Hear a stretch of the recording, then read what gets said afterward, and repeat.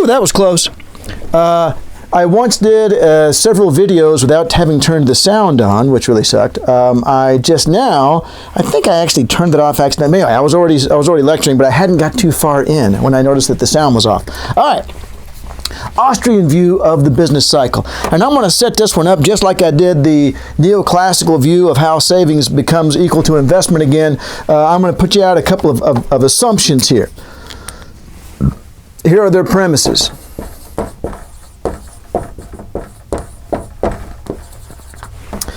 People would rather consume today than save for tomorrow. People would rather consume today than save for tomorrow. Did they do a big research study to figure that out? No, they just figured it seemed really reasonable. From intuition, banks earn income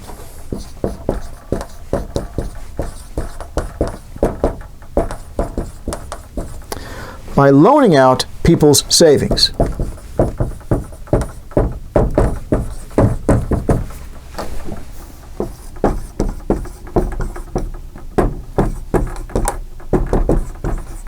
We could have included that one in the last one, but you end up focusing your premises slightly differently when you're trying to make a different point.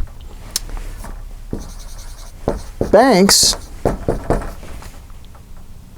can only convince people to save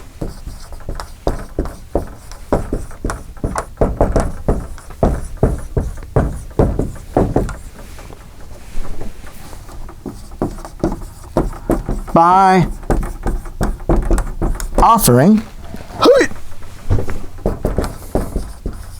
interest, parentheses, which they must raise if people become more reluctant.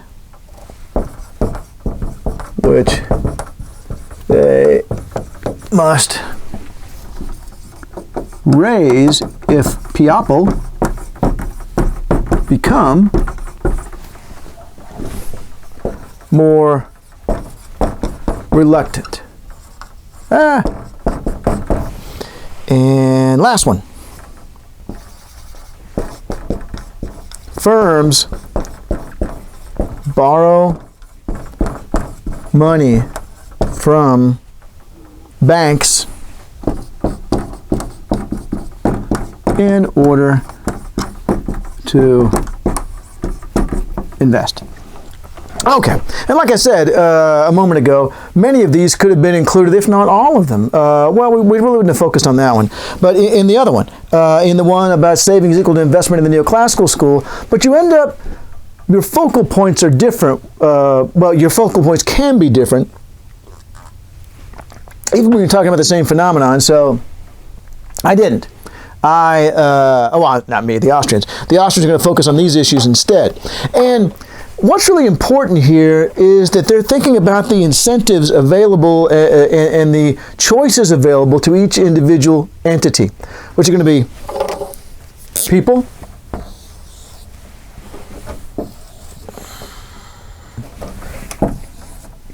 there's all the people, banks, let's use green for money,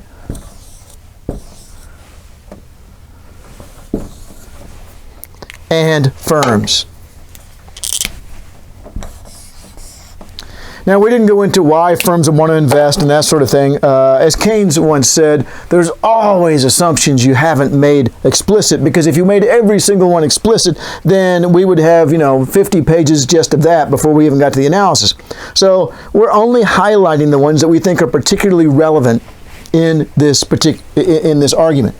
All right, people would rather consume today than save for tomorrow. People earn income. Yeah, okay.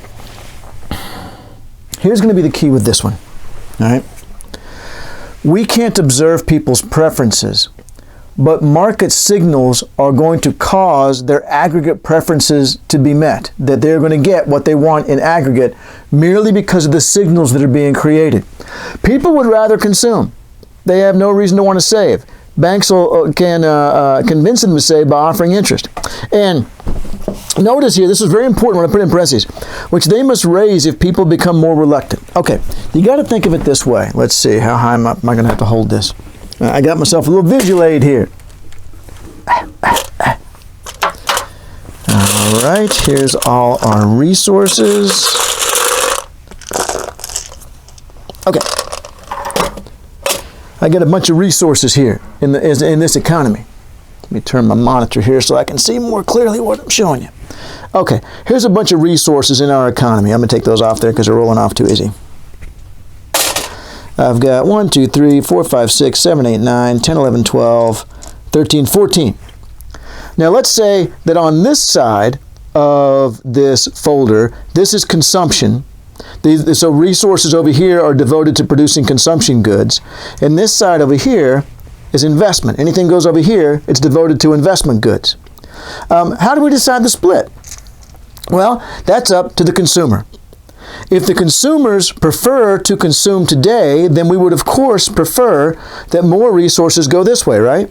And fewer resources go to investment, which of course would contribute to consumption tomorrow after the new factory is built or whatever. So once again, let me say it again. Here's all the resources we have. And if the people in this society would prefer to consume today, by a considerable amount, then we'd like most of the resources to go to producing stuff today and only a few of them to producing stuff tomorrow, or in other words, investment. Or if the people in this society are like, well, yeah, I'd rather consume today than tomorrow, but it's not that big a deal, then we'd like to have most of the resources, or a bigger chunk at any rate, going over here to investment and fewer going to consumption. How do we accomplish that? It happens automatically because, all right, check it out. When consumers are more anxious to spend today, it drives interest rates up, all right? So when consumers want most of the dice, most of the resources over here on the consumption side, that drives interest rates up because banks are trying to get consumers to save money by offering interest, and if consumers are particularly reluctant, banks have to offer particularly high interest rates. What's it going to do to investment? There's not going to be much investment if interest rates are really high because firms are borrowing at that rate. So this creates exactly the outcome that the consumers wanted. Consumers wanted to mostly consume today. They were therefore reluctant to deposit their money in the bank. That meant that banks, in order to get any money from them, had to offer really high interest rates, which discouraged firms from borrowing for investment, and we got what we wanted. Actually, I maybe make this ratio a little bit more obviously tipped one way than the other. We got what we wanted. Not many resources were devoted to investment. Most of them were devoted to consumption. And again, just through the individual's preferences being translated into interest rates is what caused the outcome they preferred to be the outcome they got.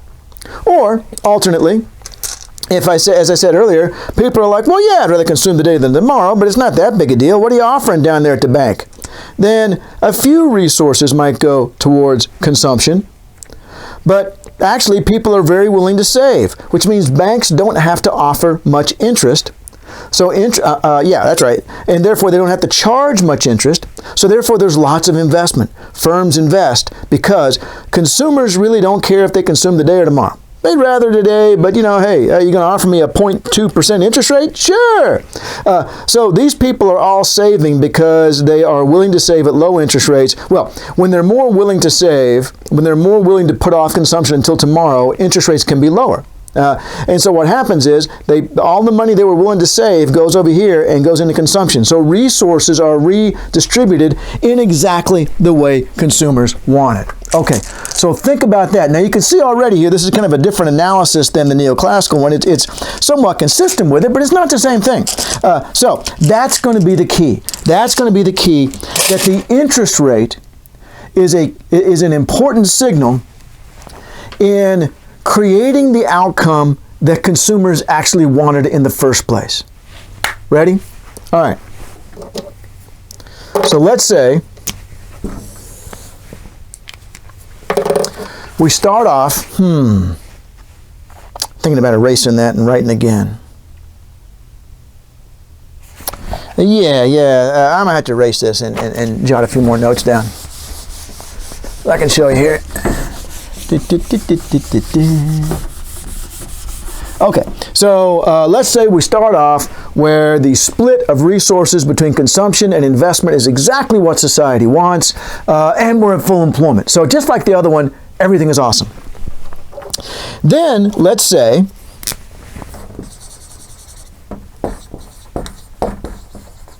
central bank lowers interest rate by increasing the money supply. The central bank creates more money out there for banks to loan out to firms.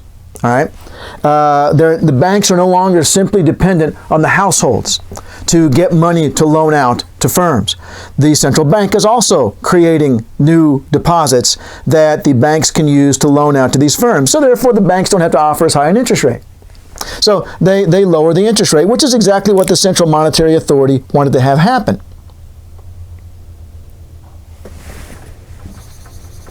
This causes investment to rise, and in particular, a reallocation of those resources away from consumption and towards investment.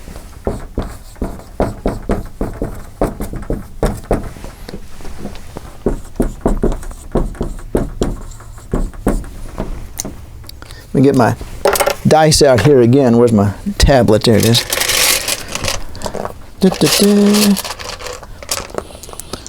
Let's see, 4, 8.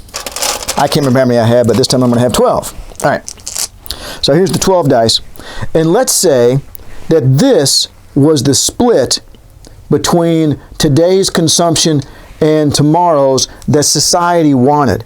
They wanted to devote 8 of the resources towards consumption today and 4 towards consumption tomorrow, which in other words is investment, building factories and so forth that can make something for us tomorrow.